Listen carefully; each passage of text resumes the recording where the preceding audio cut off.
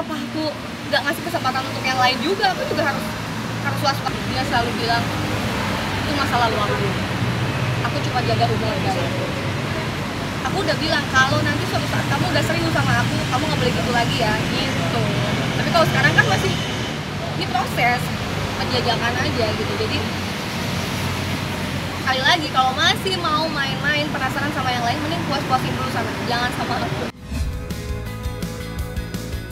Kalau gitu sama cowok, kamu yakin mau sama aku? Siap nggak? Keluarga kamu bisa terima aku nggak? Kalau dia yakin bisa terima aku, ayo. Orang bilang bahwa Vicky begini, Vicky begitu. Tapi kalau itu tidak, maksudnya Vicky tidak melakukan itu ke aku nggak bisa menilai bahwa oh Vicky itu playboy. Ya memang sudah ceritanya seperti itu, mau gimana lagi. Tapi kalau apa yang mau dia lakukan, dia ngomong sama aku, berarti dia kan respect. Gak apa-apa, saya bilang mau ke Saka 18, 23, 24, 25, 30, mau sampai 40. Yang penting aku jadi yang terakhir, jangan jadi yang keberapa keremah. Kalau jadi yang terakhir berarti udah nggak ada yang lain. Udah bilang sama dia, kalau dia masih pengen penasaran dengan yang lain, masih pengen jalan-jalan, nyobain jalan dengan A, B, C, D, aku udah bilang jangan sama aku.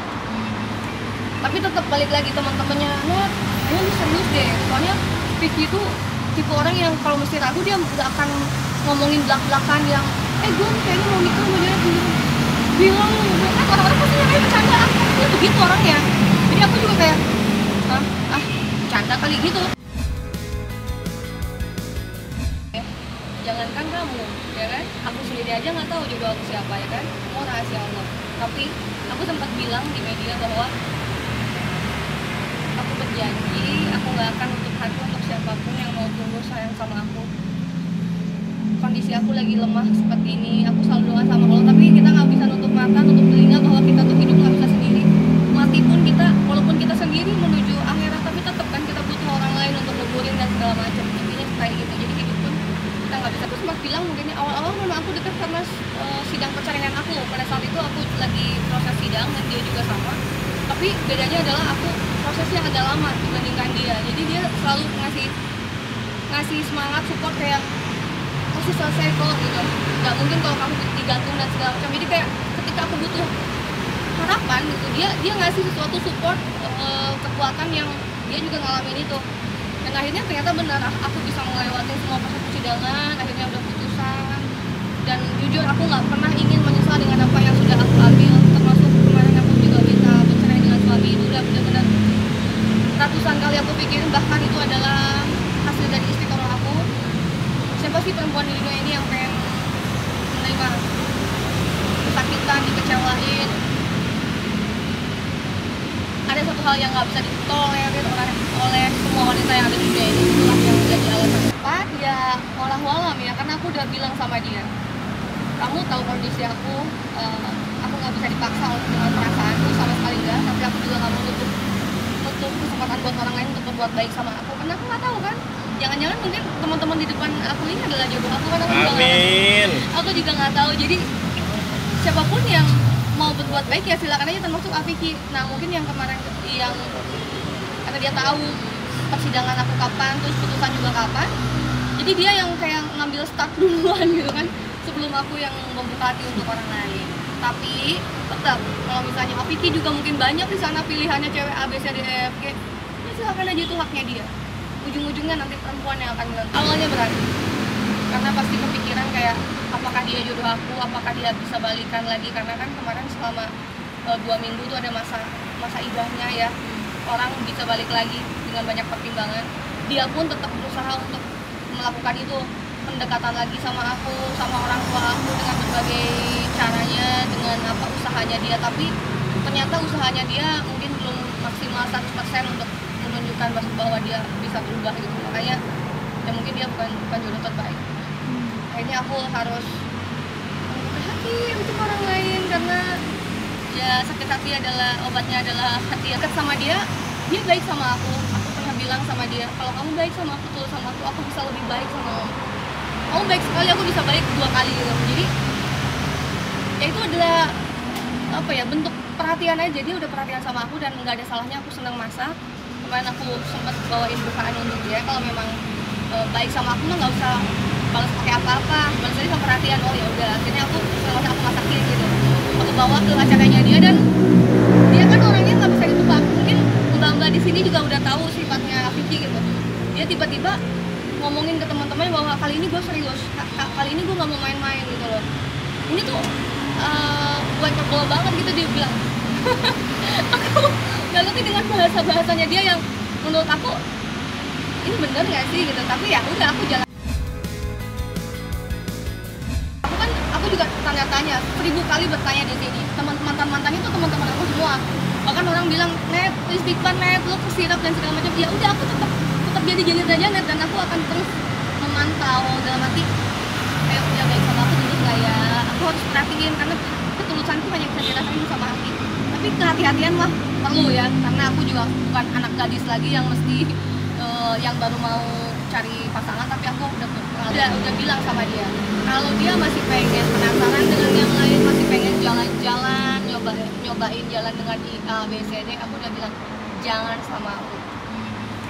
Tapi tetap balik lagi teman-temannya, Net, ayo lu serius deh, soalnya Vicky itu tipe orang yang kalau mesti ragu dia nggak akan ngomongin belak-belakan yang gue kayaknya mau nikah sama dia dulu, bilang kan orang-orang pasti nyangka bercanda, aku begitu orangnya.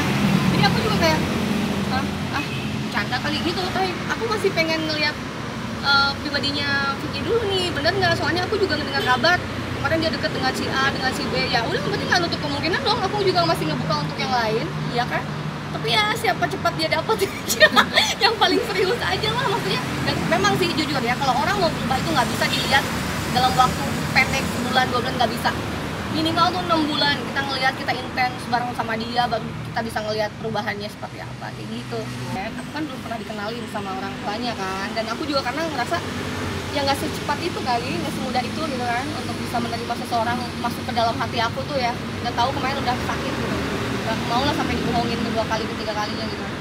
Dan aku juga bilang sama dia, awalnya aku nggak percaya, tapi pas teman-teman dekatnya yang bilang, aku kenal juga sama mereka, kayak Net, kayaknya beneran deh. Dan itu beberapa orang, udah deh Net, kayaknya iya deh gitu sama lu deh, yang lain mah kayaknya cuma ini doang deh, main-main doang gitu. Serius nih, ya udah aku masih lempeng-lempeng aja sampai detik ini. Nah kemarin pas aku datang ke salah satu acara yang memang udah janjian sih, aku janji 3 hari berturut-turut tuh mau ngasih dia, nanti dia apa, jadi kita sering ngasih tantangan, oke hari berikutnya aku ya gitu, kayak gitu. Datang dong mamahnya, dan aku belum pernah ketemu sama sekali aku juga nggak minta dikenalin sih, cuma belum saatnya aja. Terus ketemu di situ ya, perkenalannya kurang enak ya. Aku nggak ngerti karena aku belum kenal aja mungkin ya, dan dia pun belum mengenal aku gitu. Jadi kayak ya mungkin sifat seseorang kan kita nggak bisa nyalahin, yang mungkin itu terbentuk oleh lingkungan, kebiasaan gitu. Jadi kita saling menghargai. Cuma aku tipe orang yang nggak mau cari masalah, itu aja. Oh dia mengenal aku dengan seperti itu, ya udah aku cukup tahu aja, lebih baik aku yang menghindar. Kalau kamu pengen deketin aku, deketin juga keluarga aku, ya kan? Dan kamu juga harus kenalin lingkungannya dia, supaya ya percuma kita talk doang, ngapain, ya kan? Talk more gitu buat apa, ngomong banyak gitu tapi actionnya nggak ada, buat apa itu? Nggak jelas. Kalau cuma buat teman-teman ngobrol sih emang oke lah, boleh lah. Tapi kalau untuk kedepannya masih banyak proses-proses yang harus dia lalui. Khawatir sih iya ya, jadi memang job-jobnya memang dari bulan Maret, Februari, akhir Maret, April, Mei sampai detik ini juga banyak yang cancel. Jadi selain pemasukan nggak ada, juga khawatir kedepannya seperti apa, kan kita nggak tahu corona selesai kapan kan. Sibukin diri, terus cari cara. Kita kan dikasih kemampuan untuk berpikir sama Tuhan ya kan, jadi kita harus bekerja, nggak bisa tinggal diam gitu. Jadi ya, harus do something gitu.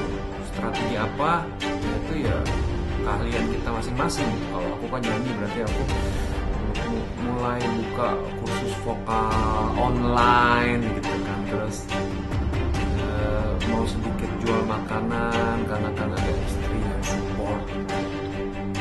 Kalau bisa dibilang sih untuk supaya nggak boring banget ya, karena dia udah hampir sebulan setengah lebih gitu di rumah.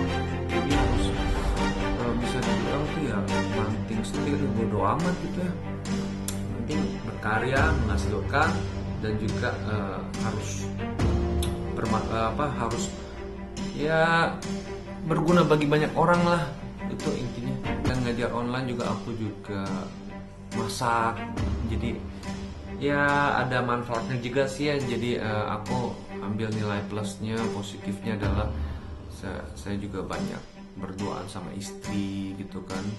Terus juga saya banyak cover lagu di sosial media, sosmed, atau mungkin di mana di digital yang lainnya gitu kan.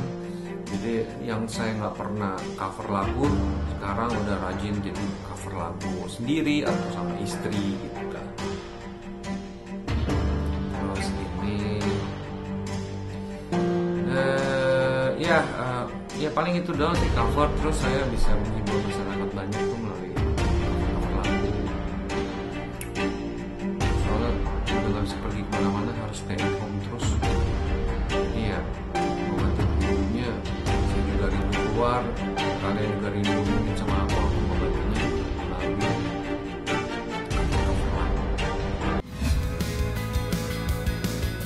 Dan aja pandemi corona ini, COVID-19 ini berlangsung dan cepat selesai, cepat diatasi, cepat kelar, cepat tuntas, lenyap dari muka. Kita bisa normal kembali seperti sedia kala kita bisa melakukan aktivitas normal lagi. Mudah-mudahan, amin.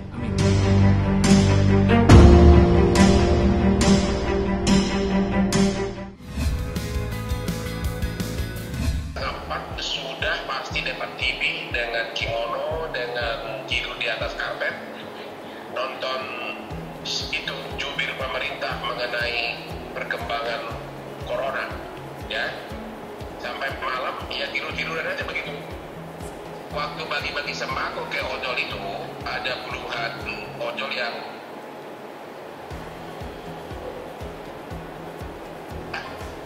sama face shield ya. Tapi waktu masuk ke mobil kayaknya angin-anginnya itu kan berebus, sehingga saya sangat ketakutan, parno sekali. Besoknya saya rapid test negatif, tapi katanya dan baru berhari-hari baru ketahuan.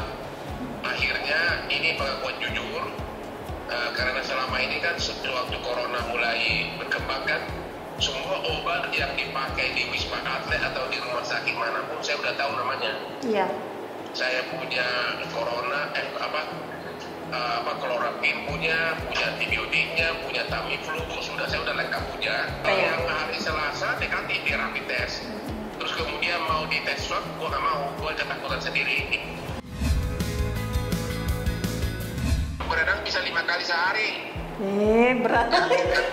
Enaknya renang ya, kerja 1 jam loncat kolam renang, kerja 1 jam kerjaan kantor loncat kolam renang. Jadi pikiran stres itu langsung diobati di kolam renang, karena kolam renang itu kan bikin pikiran kita dingin. Di rumah pun saya bisa 20 kali sehari cuci tangan, terus cuci handphone pakai sanitizer, ya. Sudah membuat keputusan bahwa begitu corona jahanam ini pergi, saya 30-50% waktunya untuk holiday, untuk dansa di Bali, untuk travel keliling dunia dan keliling Indonesia. Ya, udah pasti bahwa kesehatan itu adalah memang number one. Jadi mulai nanti akan benar-benar menjaga kesehatan, menjaga imunitas, dan akan banyak olahraga. Ternyata bahwa kalau kita sakit, kalau tiba-tiba nyawa ini pergi, semua yang kita banggakan, semua hasil perjuangan kita berpuluh, saya 36 tahun jadi pengacara, akan lenyap begitu saja, gitu loh. Prinsip saya adalah benar-benar hidup sehat nanti, hidup benar-benar kerja, tapi sebagian akan mulai setengah pensiun gitu loh.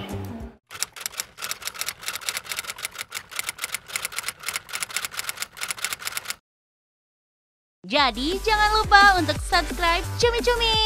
Ditekan ya tombol lonceng merahnya.